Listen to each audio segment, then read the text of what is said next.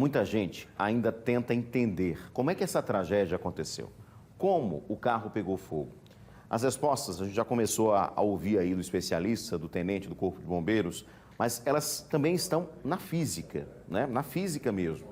Para nos ajudar a entender melhor, vamos conversar agora ao vivo com o professor Jobson Araújo. Ele é professor de Engenharia Elétrica da UFAL e da Uncisal, está conosco ao vivo e vai tentar nos explicar exatamente o que pode ter acontecido. Professor, boa noite, bem-vindo aqui ao Cidade. A gente sabe que o mundo, a gente está sempre em contato, né, com, enfim, com a questão da física mesmo, que pode gerar calor, energia, enfim. Para a gente traduzir para quem está nos acompanhando, né, como é que um carro pode pegar fogo, no caso, inclusive sendo acionado, esse fogo começando pelo corpo de uma pessoa. Boa noite, professor. Boa noite a todos, primeiramente, né?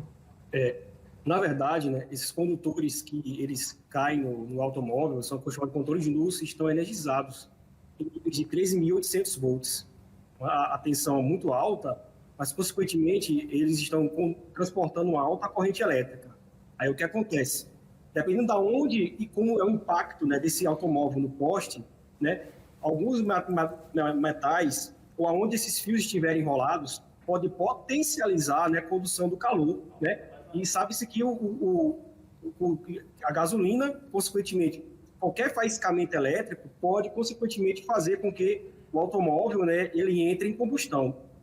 O problema é que, apesar de nossa primeira atitude ser chamar o Corpo de Bombeiros, possa ser que, dependendo do impacto, o carro comece a entrar em chamas. E aí, o que fazer nesse momento, né?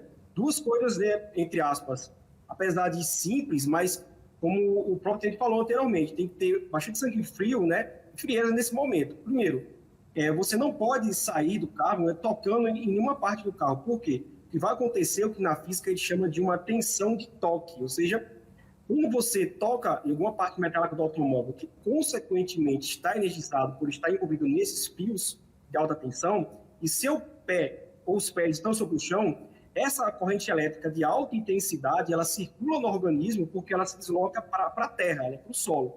Com isso, esse choque de grande intensidade, né, devido basicamente à condução de calor do organismo humano, pode não só causar, e vai causar o choque elétrico provavelmente fatal, como também fazer o corpo entrar em combustão.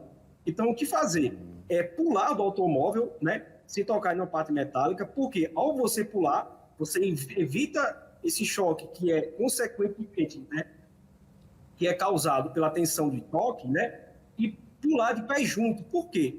Porque ao estar de pé junto e dar pequenos passos, né, sem abrir os pés, você evita o que chama-se de tensão de passo. Por quê? Mesmo que esses condutores estejam em volta do automóvel, né, ou alguma parte desses condutores também no solo, acredita-se, né, que essa alta tensão, esses fios de alta tensão aí de 3.800 volts, eles conseguem energizar até como se fosse um círculo com um raio de 25 metros. Então, o que é ideal? Pular de pé junto, né, ter essa frieza e se deslocar sem abrir os pés por cerca de 20 a 25 metros, para que, com segurança, você não corra nenhum risco de sofrer um choque elétrico. Porque quando você abre os pés, você cria o que a gente chama de tensão de passo, ou seja, os pés abertos fazem com que estabeleça-se uma tensão entre os dois pés e, consequentemente, toda essa corrente elétrica que está circulando no solo, ela seja conduzida de uma parte do corpo para outra. E também esse choque pode ter uma alta intensidade e levar a pessoa a óbito. Eu imagino o desespero, né, da senhora, porque ao tocar na maçaneta, provavelmente ela tocou numa parte energizada e potencializou a combustão da mesma e, consequentemente, do automóvel, né? Talvez, a gente não sabe, né? Se essa frieza para dizer para o neto o que fazer, né? Que abrir a porta e pular de pé junto, né? É uma situação muito difícil, né? De ter essa frieza, né? Para conduzir a criança a essa situação, né? A criança pular e andar de pé junto por uma certa distância, né?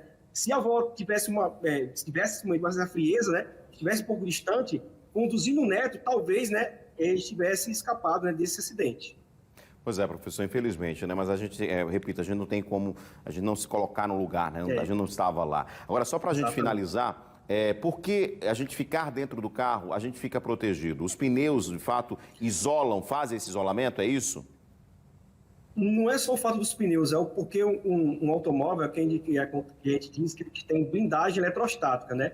É que esse campo elétrico entre o automóvel se torna igual a zero.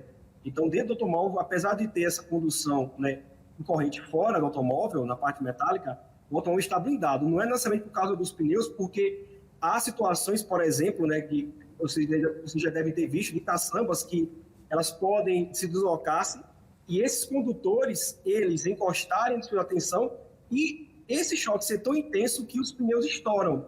Então, não são os pneus que vão proteger o cidadão, e sim o interior do automóvel. Eu até já mostrei aula sobre isso, mostrei algumas das situações em que, nessa situação, já vi, né, algumas imagens, né, que nesse momento que os pneus estouram, a pessoa se assusta e ela sai do automóvel, colocando a mão em alguma parte metálica. Ela deveria pular, porque isso pode ocorrer, porque dentro do automóvel, até, né, que vai depender por onde os fios estão enrolados, né, que não causa combustão no automóvel, até que os bombeiros cheguem, façam os procedimentos de segurança, que a gente chama de desenergizar essa parte que está energizada desses condutores, né, os materiais isolantes apropriados consigam retirar as pessoas do automóvel.